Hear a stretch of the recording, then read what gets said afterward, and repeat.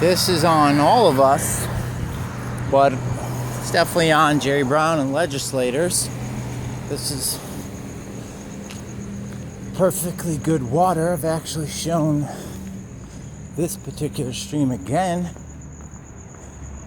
This is HVAC runoff. Why is that not collected, redirected?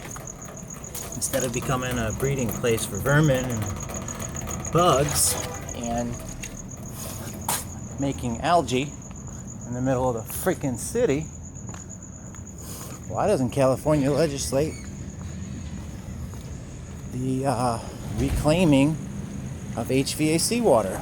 Every single place in California is running HVAC all day and night in the summer, but we have no HVAC reclamation. Why? Look at all that. That's been going all day. Every single building in California looks like that. How much water is that? It's a lot.